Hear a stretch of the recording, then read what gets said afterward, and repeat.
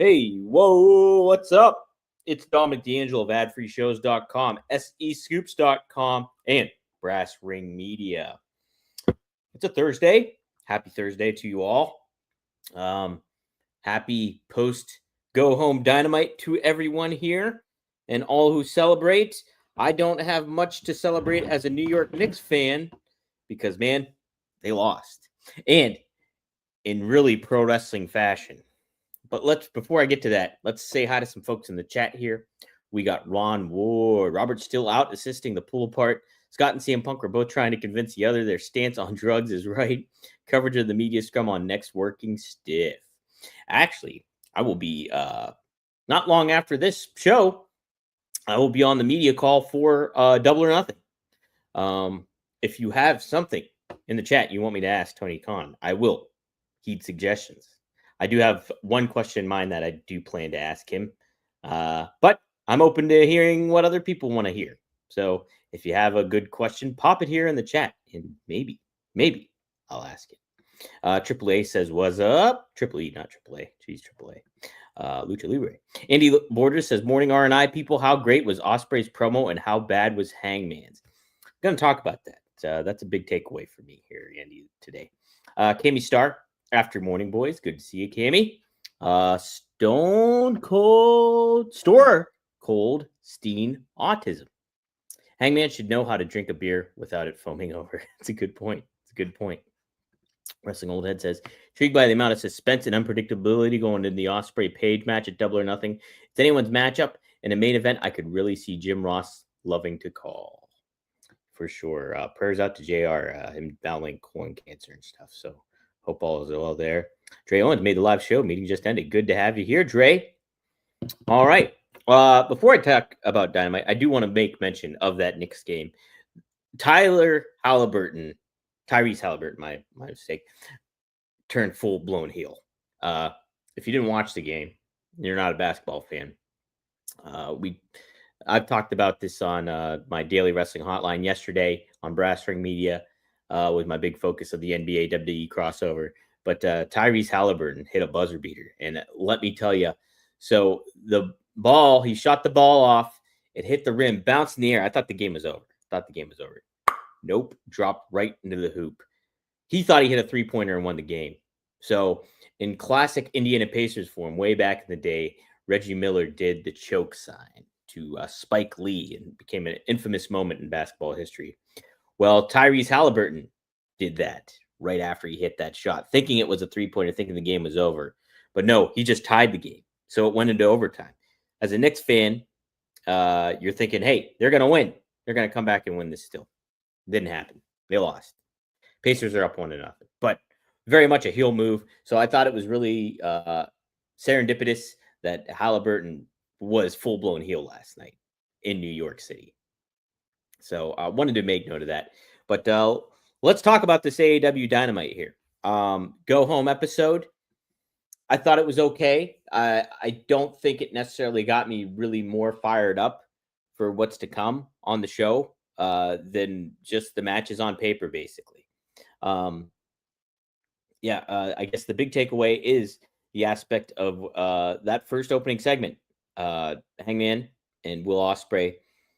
Ospreay coming out and offering Hangman a beer, asking if he still drinks, and they have a beer together. I overall appreciated some of the content in the promo and in the segment, but I do have my exceptions with how it was executed and all out. Overall, I do think a lot of screaming. All right. I love the intensity brought behind what both guys were kind of doing in a certain way. But honestly, there needed to be a yin to the yang with all this. I don't know if you guys feel the same way, but Ospreay bringing the passion of it all felt pretty good, like for the most part, you know. And then I thought maybe Hangman's response should have been a little bit more calm and collected. I know it maybe necessarily doesn't make up for like all that he's been through over the course of these 2 years, but I mean, you can still bring the intensity with being low key. You know, I always think about Jake Roberts. You know, he really got you to lean in, literally to lean into your television set to hear what he had to say. And you know, I think somebody, one of them, even both of them, should have maybe gone that route last night. Um, it just felt over intense, way too intense. Uh, you know, if both guys are screaming, it becomes white noise. And the content that they had was kind of similar in a lot of ways, referencing their families and being like, I have to do this for my family. I have to do this for me. I have to do this for, and them yelling. And the aspect too, what do you do when you have a beer? Do you yell back and forth at one another? No, no, you don't. So the setup of it all, having beers, okay, maybe it's a little facetious on Osprey's part that he did that just to kind of hammer home a point. But I do think if you're having beers, the conversation is going to be a little bit different. The intensity can still be there. I think of a show like Justified, one of my favorite shows of all time on FX. Raylan Givens, there's a couple scenes where Raylan has a beer with the villain that he's going up against. And while the conversation is casual, the content is intense. And I think they could have really benefited from at least one of them being a little more calm and collected. Them yelling at one another, or them making their speeches elevated and just boisterous, I don't think benefited either guy in this. Now, am I still excited for the match? Yeah, I like the match. I think it's going to be a fun match. But I was excited for the match before this. And yesterday, I happened to even say that these guys don't need to do too much to sell me on this match. And I think they did too much. I don't think it did anything. And, you know, I think Ospreay is good on the mic. You know, I can't remember which user here said that Hangman. Oh, no, that was a joke about Hangman. Oh yeah, Andy said this. How great was Ospreay's pro? How bad was Hangman's? I don't think Hangman's was bad, but it's just I don't know. He can hit a different note, you know. I think, and I think it would benefit him greatly because you're seeing a lot of these intense promos from these guys, and that's Ospreay included. I think you can, and the neat thing I like about Ospreay is he's self-deprecating. Like he was joking around how he could get hit in the face, you know, and improve his look or something like that. He said, but I think overall it was too much. It was too much. I do like the passion behind it all, and you know, kind of some aspects of the stakes feeling high. But I don't know. I don't. I feel they could have done this a little bit differently. That it made it feel more organic, I guess. Them just going back and forth, yelling out their monologues didn't feel as I don't know, cohesive and I don't know, built the right way. I don't know if anybody else feels that way, but that's how I feel. Yeah, you know, and it was long, Dre. I agree with you. It was long. I think that's another takeaway. And we had some long promos here in this the show. I mean, you got Mercedes Moné and Jamie Hayter. That felt long. It like, you know, I think shorter is better, as Tajiri once told RVD. Shorter is better, and it is. It's like, you know, I appreciate good, compelling, dramatic promo segments. I do. I like them, and I think you know, some of that obviously gets made fun of in South Park and things like that. But I do think if you have some good stuff cooking, it can be very entertaining and a fun ride. I think like I will tune into a 20-minute segment that's just people talking if it's good. But this just felt like, all right. I mean, they've said a lot of this same stuff before. We know this story. You don't gotta sell this kind of thing to me anymore. Like I want them both to hit a different note. So that's how I feel about that. Triple E, that is not what she said. She did not say shorter is better. Wrestling Old says the good and bad from this promo was that it didn't seem rehearsed. It was nice that they were feeling each other out in real time. However, it felt like it needed more prep, if that makes sense. It does make sense. And I kind of agree with you in certain ways. It didn't feel rehearsed, but at the same time, it didn't feel organic. It felt like them trying to convey what they had. there. And I understand there's passion and stuff behind that. And I think that was an organic aspect of it. It just didn't feel organic to me. It felt like, hey, I gotta yell this, and I gotta yell this back to you. And it just did not. And you're having beers. Again, you're having beers. It sets a different tone for what you're gonna be doing. So hopefully that makes sense. What they ultimately do, and I think did make sense, but it just did. I didn't need all that, and I think they could have done something different to make it way more interesting a little bit too. Even though there wasn't much that needed to be done in the first place with it all. I think it's putting a hat on a hat.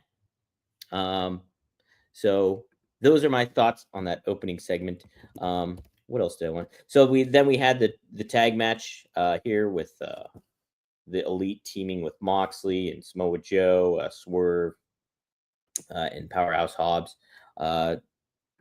Good, fun match, long match. I think this is a kind of okay.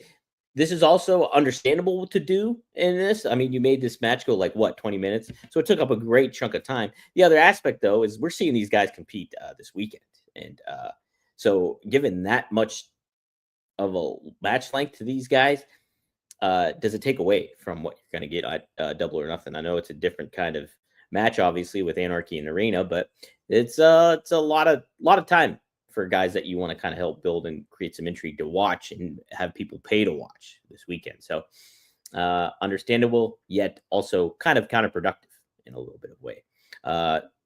Yeah, I think it was cool to have the baby phases get the win. What's this mean, though? I think if you're really going to continue to try to heat up this horrible Death Riders angle, Moxley's team almost has to win at Double or Nothing. Again, Powerhouse Hobbs is somebody in the match. I think he should be bigger. I think they should make him a guy that kind of quote unquote comes out of nowhere, and just strap some stuff onto, make him feel like a big deal. Wrestling Old Ed says, I still see Gabe Katie getting involved. Eddie Kingston returning with a gas can. Yeah, I think I'm with you, Wrestling Old Ed. I think that's going to happen. And then Dre Owens also adds that then Mox can attack the winner of Hangman versus Ospreay to close the show. Yeah. I mean, you could do that. Is that interesting though? We're all sick of this Death Riders thing. We're just sick of it. So, they could do that from a storyline standpoint that seems understandable. I'm just over it. So yeah, Dre also expects Eddie to show up as well. Hey, who did I expect to show up? But MJF, but I expected some different stuff to happen, right? I thought somebody was going to turn on somebody here. We didn't get any of that. And granted, that's something that we all have built up in our heads, but like if you're somebody that watches pro wrestling, that's where your assumptions would kind of lean to, right? So but nothing happened. MJF is part of the Hurt Syndicate for now, and we got Dustin Rhodes and Sammy Guevara coming out and trying to give the Hurt Syndicate a reality check about being underestimated and all this kind of thing. So, okay, I guess, but it's also like, okay, if you're really building up Double or Nothing, I understand building that match in particular, like if you want to make that seem something, but just like that it seemed kind of uneventful for what they've been building with this Hurt Syndicate angle. Clearly some tension shown still, but yeah, and I think there's more to come with this angle between MJF and the Hurt Syndicate. I really don't think we're finished with this. Maybe they're going to have more of the payoff at the pay-per-view, and then that will make a little bit more sense coming to it. But yeah, MJF, I love his heel stuff, obviously. I think he's just really, really fun and clever. A great dynamic that knows why he's valuable to that company. We also had Okada cut kind of a promo against Speedball Mike Bailey. I like this. I don't necessarily think that they've positioned Okada in the right manner at all since he's been signed. He's been severely underutilized, and I don't think the return on investment has been great. not particularly, I guess, the fault of Okada because they haven't really used them right way, but it's also like he's one of your big stars that you paid a lot of money for, and I there hasn't been a thing. Now, if you were to reverse the tape here and have a situation like that's currently going here with Okada and Mike Bailey, and I know Mike Bailey wasn't here at the time that Okada debuted, but if you were to have that similar kind of thing going on, I think it would make Okada feel like kind of a bigger deal. But it's just the too many titles, the Continental Championship, nobody gives a crap about. So it's just like, or are we going to give a crap about this in particular? I think you can, especially if you have Okada just beat Mike Bailey, like what he said. Mike Bailey's a young star, and so if you have Okada beat him clean and straight up, you're telling a story about building Okada in a good manner. And I think Mike Bailey's still early in the game and has been positioned to not have a loss yet in AEW, a pinfall loss. I think you can get away with doing it against Okada here. So I know Okada versus Omega better be good at All In, but you know what? It's such a slow build that they've been doing with this. It's just like, are we going to be hungry for it by the time it arrives, or is it going to be like, okay, it's here? Did they get us invested? Let's see here. Wrestling Old Head says maybe this is all leading to MJF and the Syndicate challenging Dustin and the Von Erichs in Texas. Ooh, that's kind of interesting. Yeah, that's kind of interesting. I love me some Von Erichs. Those Ross and Marshall, they're awesome dudes. So awesome. Got to meet and hang out with them at several Major League Wrestling shows behind the scenes. So great couple of guys, and really cool. Just organic baby faces. They should be utilized way more. All right, let's see what else we had on tap here. I think I did touch upon the oh, okay, so Ricochet versus Anthony Bowens. A good showcase of Ricochet here. Bowens, they protected him in a certain manner. I just love Ricochet's attitude. It's just great. He's a great heel. He's my favorite heel in AEW right now, no doubt about it. I don't like the scissors. Like, you jab somebody with scissors, that's really bad, right? I mean, it's not a finish to a match. It's a finish to a guy for months. Okay, that guy should not be coming back after you get jabbed in the face with scissors. Okay, it's there's the suspension of disbelief threshold, and that just blows right past it for me. So I mean, for Ricochet to jab Bowens with scissors and get the win, which we'll probably see Bowens here, within a week's time, if he's on Collision or if he's on Dynamite, I don't know, but it's just like, that's somebody you take something out with, and it's just too much now at this point. I understand maybe having it start off between Ricochet and Swerve, but now just because they had Scissor Me Daddy and now you're using scissors, it doesn't still make a whole lot of sense to me to do that, because it just takes you out of it. Takes you out of what you're watching. Because you jab somebody with scissors, there's gonna be blood all over the place. The guy, and the way it should be sold is like, that was irreprehensible what Ricochet just did, and he seemed to get let off the hook by the reaction of it all. So yeah, but I love Ricochet as a heel. I will say that it's good stuff. And I mean, I'm excited for the stretcher match. What a great compliment Ricochet is as a heel to Mark Briscoe as a babyface. Two different personalities. That's a lot of fun. This match is my dark horse of the show, of Double or Nothing. I think this is the one that I am very excited about, and can't wait to tune in for. So big fan of Ricochet, big fan of Mark Briscoe. I think they're on the right track with that one. So I'd like to see Mark Briscoe be protected, though. I think there's a lot of value in Briscoe, and way more than what they're using with him. So, hey, you want to have value. You want to make sure your value is protecting all your valuables that you keep on your person. let's talk about a little bit of the Ridge wallet. I love Ridge Wallet, as you guys and gals have known for throughout this week. They've are our sponsor for this week, and I cannot be any more happier with this product. I seriously, I'm addicted to having it. It's weird. I get excited pulling out my wallet and like, hey, I'm gonna use this thing, and even if I don't have a lot of money. But let me tell you, it is a super cool product that that's a great investment for you, especially if you're in the market for a new wallet, and even if you aren't. Look at this thing.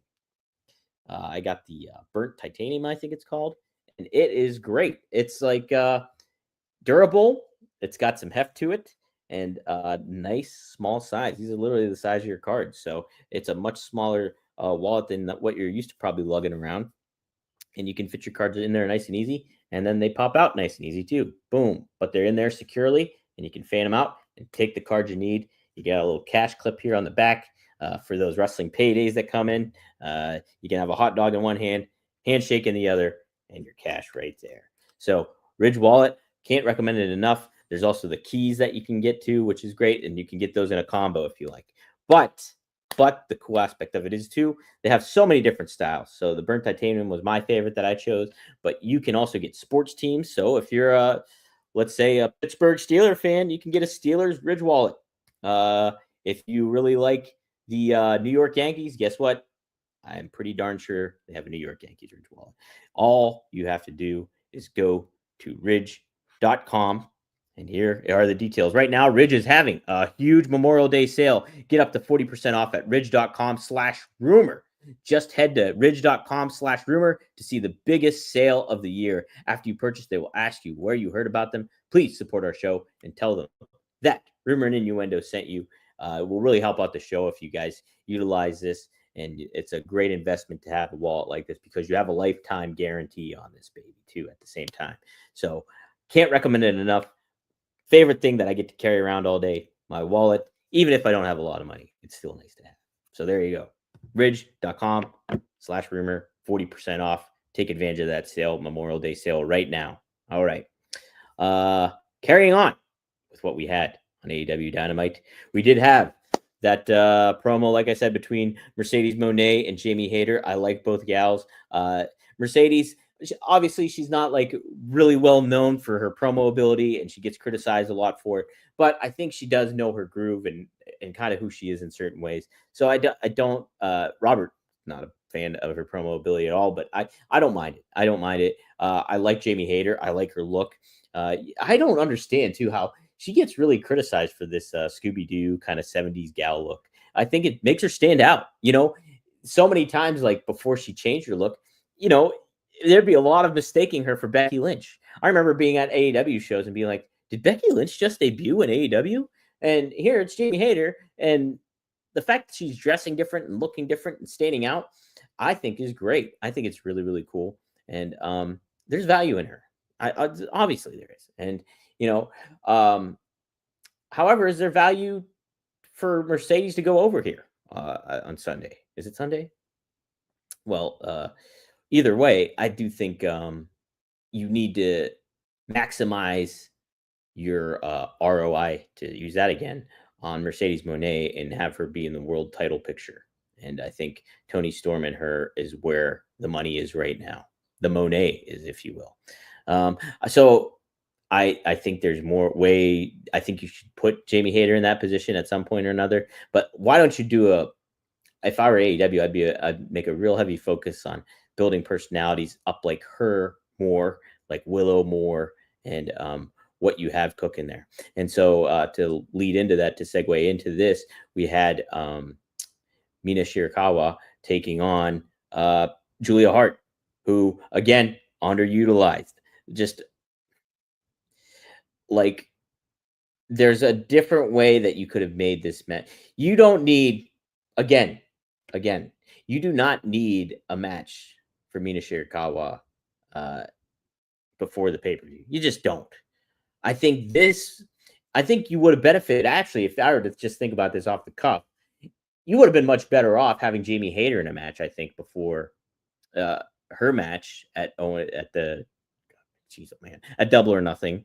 than you would with Mina Shirakawa, because I think you want to see Jamie Hayter, I think, kind of prove herself and get some momentum going leading into such a big, when you're up against a big name like Mercedes Monet. Mina Shirakawa, we're kind of aware of her personality, aware of her situation with Tony Storm. She didn't need to beat Julia Hart here on this show to kind of further home any point. Um, it just seemed like a waste of Julia Hart to put her in that position. And they made her feel like an afterthought after the fact too. So yeah, I don't know. It's match should be fine, her and Tony Storm, but I'm just like, yeah, okay, we have Mina Shirakawa here. I remember her, but they haven't really done a lot for me to be like, oh yeah, this is I'm into this. I'm not. I just being forthright. I'm not really into it. Yeah, you could have maybe done that, Mina and Mercedes versus Tony and Hayter, but I also feel like pay to see Mercedes, pay to see Tony. I think you put Hayter in a match with some a star that's not necessarily like have her and Sky Blue tear the house down. If Sky Blue's just back, Sky Blue losing is okay, or trying to cheat, and Hayter gets the win, is okay. Or Hayter maybe, I don't know. I'm not necessarily against Hayter even losing to Sky Blue because it's with the help of Mercedes that would be. I just think, and Mina's officially all elite. I think that's great, cool. But you're gonna do that. Give this match more time. Then, like, don't put this at Double or Nothing. Put it on the next pay per view you got. Put on a build towards a different show. Let us get to know Mina Shirakawa a little bit more instead of throwing her right into the fire at Double or Nothing here. Like, I think a much more engaging match is like Tony Storm versus Julia Hart. Tell a fun story like that. You could tell a really fun story like that. I don't know. It's like, okay, I see the talent in Mina. I see the look and the presence that she has, the charisma that she shows. Well, give us some time to get to know that charisma and personality a little bit. I just don't think that they do their due diligence with that. Man, that was the main event too. So that's pretty crazy. Trying to think if I'm missing anything that I really wanted to talk about when it came to Dynamite here. I don't think so. But I did want to talk about something regarding Karrion Kross. And he addressed his promo that he did after WrestleMania. And I thought this was a pretty cool statement he made regarding it. So he was trying to see who was interviewing here. Oh, it's with Ariel Helwani. So he's speaking with Ariel Helwani here. He made it clear that his strong words did not come from a place of unhappiness, but from a deep desire to achieve more and give WWE fans their money's worth. So here's what he had to say. He said, the biggest misconception anyone can take from what I said on WrestleMania was that I'm disgruntled. I'm not. I'm just really hungry, man. I'm really hungry. All of this coming from a place of passion. It's about the grand scheme of things. People are paying to come watch the greatest show in the world. I want to be a reason on the show where they felt like they got every single cent worth of that. I want to be more than just an Easter egg.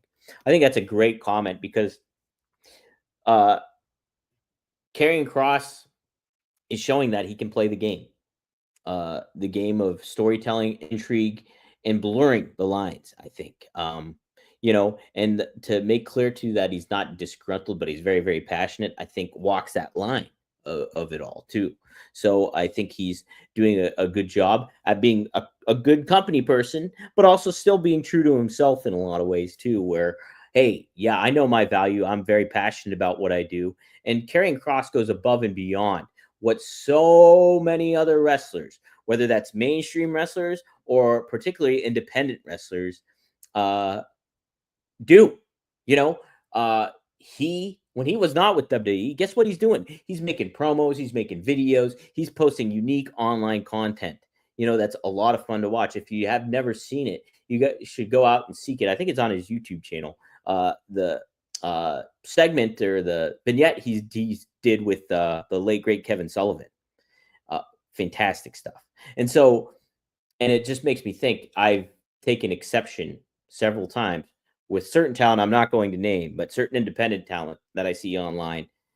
They say they need to be paid to do promos. It's their time and effort, and they need to be paid by promoters to do promos. I think that is the most ridiculous, counterproductive, and just shooting yourself in the foot kind of mentality you can have. Because I tell you what, it's just, you're not valued. Independent wrestling is great, but there's a lot of independent wrestlers that think way, way above the level that they're currently at. So many of these wrestlers, and this is not a slight at independent wrestling, or this is not because I'd be in the same boat. I'm in the same boat right now, even from a wrestling journalism aspect.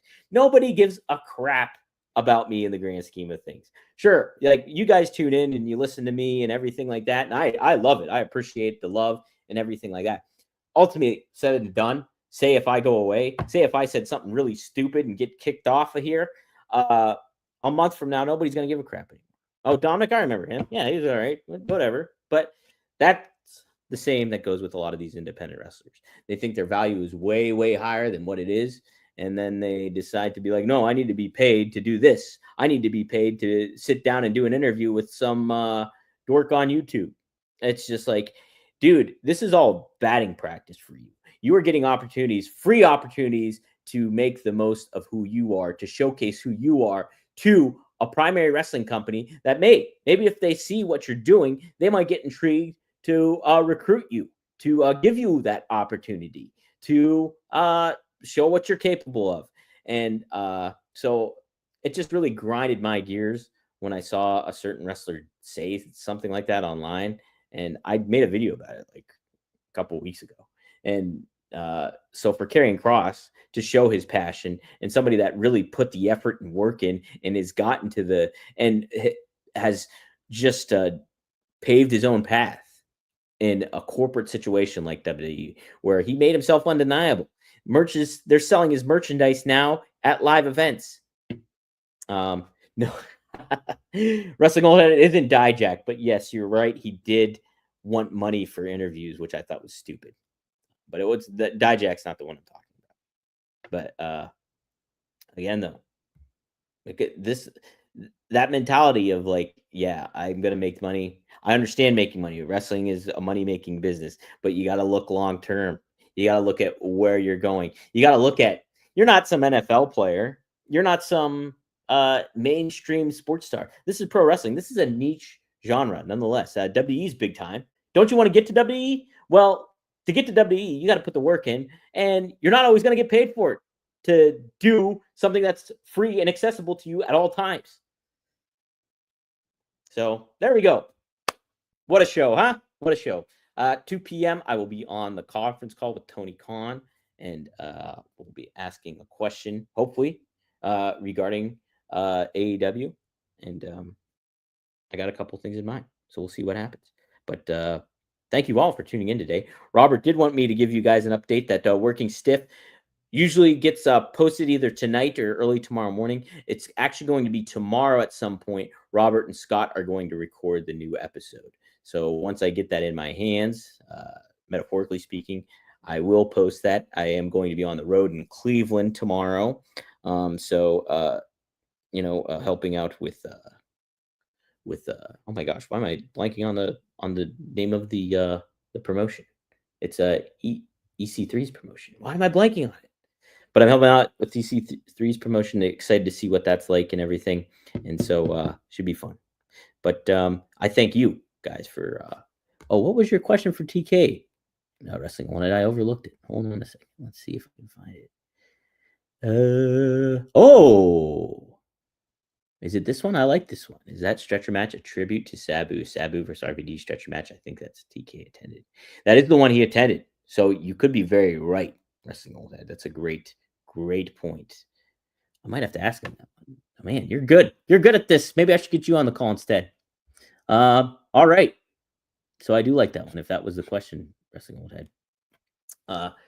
Cool. But I'll keep you posted. If you guys do want to hear my reaction about this conference call, I'm going to give a little rundown on my daily wrestling hotline today on Brass Ring Media. So be sure to like, subscribe, go to that channel, type in Brass Ring Media Wrestling on YouTube. It should pop up. We should get a vanity link for that page to be more so it's a little bit more accessible. But yeah, search out up on that. And later today, for my hotline, you will see that. Also today, 4 p.m. Eastern Standard Time, on Brass Ring Media, it will be Magnum TA, Greg Gagne, me and them going live to do some chat about the business and getting their thoughts. I want to get their thoughts on Sabu. I haven't got to talk to them about that yet. I do want to get. We're going to focus more so on their history in wrestling and stuff like that. We'll cover a little bit of current event stuff, but I think ultimately, I think the fun thing to do with those guys is talk about the history of the business and stuff. So be on the lookout for that. That'll be at Brass Ring Media, 4 p.m. Eastern Standard Time, and on fourhorsemannetwork.com. So give that out. Also, if you haven't yet, I went live with Fonzie last night. It was me, Fonzie, Sandman, and RVD all talking about Sabu. Such a fun show. Really, really cool stuff going on. I even clipped up something where Fonzie took exception to Vince Russo and what he had to say about the situation surrounding Sabu. And that is up now on rvdtv.com. So go check that out.